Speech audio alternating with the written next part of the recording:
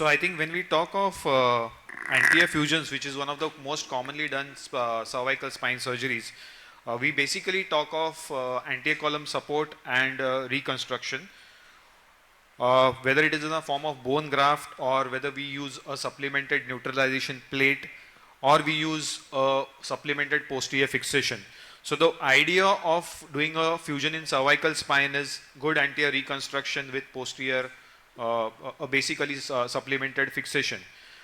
And we need to understand that every spine surgery, whether it's in the cervical spine or in any other area of the spine, is a trigger for another surgery. Whether it is because of adjacent segment degeneration or natural progression, we don't know.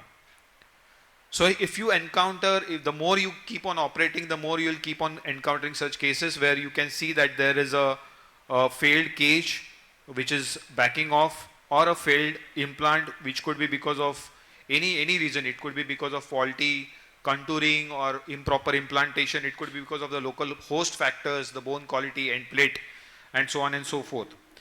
But when we come across these cases, we don't have any other option but to offer revision surgeries, and then we need to have certain pointers in our mind as to why we are doing it.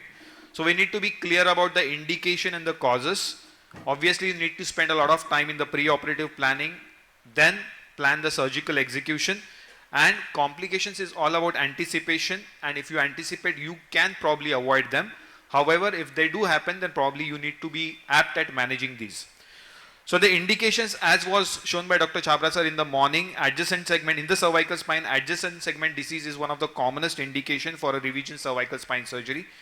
Infection, implant failure, and pseudoarthrosis come next in line, and very rarely these patients can land up in deformity. So the questions to be answered are, what are the current complaints of the patient? Did the patient have a relief in between after the index surgery and now is he coming back? What was the first procedure which was done? What was the course? Was the patient feeling any better, or was he persistently having these symptoms after the surgery? History of infection, duration of surgery. For example, if the patient is coming 6 years or 7 years down the line, then probably you know it's a natural progression of the disease or it's an adjacent segment. And then complications after the index surgery like infection. And then you need to zero down on 3 particular causes. One is a mechanical failure, biological failure, and other miscellaneous causes like infection. So once you categorize this, then you probably have to take care of more than one fronts or one aspects. And then obviously you can't find anything, you just label it as natural progression of the condition. So X-rays, as we have seen since morning, you need to have, X-rays will give you the maximum information regarding the bone quality and the implants. You need to look out for implant loosening or screw breakages, sagittal alignment suggestive of ASD, and you need to establish pseudoarthrosis by dynamic views.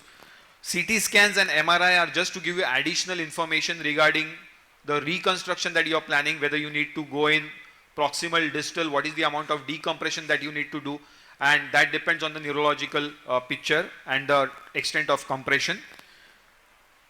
Certain specific investigations that you need to do are a CBC, ESR, CRP, obviously to rule out infection. DEXA scan, very important, especially if you have failed implants, you need to know what is the host bone quality. And this is something I usually like to do in all these cases, because many a times, you need to do indirect laryngoscopy to see the vocal cord status, not only to plan your second surgery, it is also having medico-legal implications so that you can counsel the patient quite well. So what are the issues when it comes to execution? Whether you take the approach from the same side or the opposite side, again, I usually like to go from the same side. But if there's a severe scarring, depends on the extent of surgery which has been done, then I can very easily approach from the opposite side. Deal with the scar tissue and esophageal adhesions. I think esophageal adhesions is a bit overrated term.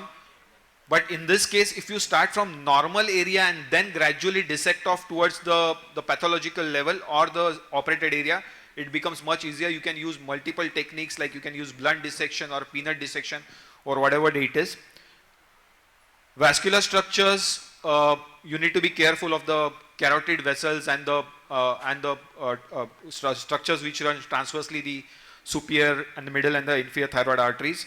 And obviously you have implant related issues which are the most important. So here on the CT scan you need to plan regarding your complete procedure in your mind. So it depends on what company implant it was, whether you can get the adequate sort of armamentarium to get the screws out, because multiple companies have multiple screwdrivers. So all these things are very important in planning it. You need to pay particular attention to cages if they are sunk inside, because a lot of cages can be fused after sinking in, and then probably it becomes difficult to get the cage out.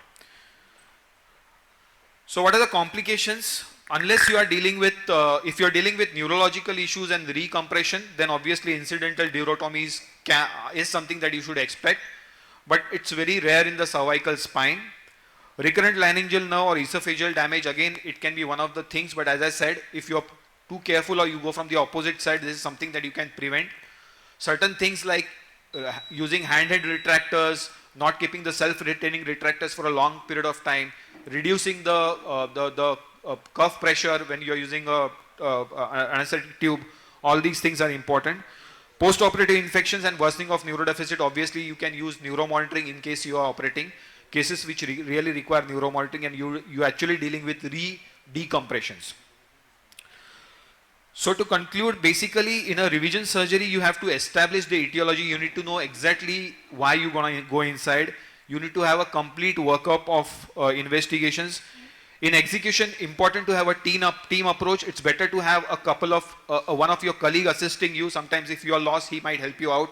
Also, you have to be in sync with the anesthetist and your staff. Keep all the armamentarium ready. Always use technological aids or assist. Navigation does help in all these cases. And complications, you have to anticipate it, not get shocked yourself on table, and be ready for them. And finally, what is going to help you and bail you out of the complications is how well you counsel the patient. So you really need to spend a lot of time, double the time in counseling the patient than what is your operative time. So thank you very much.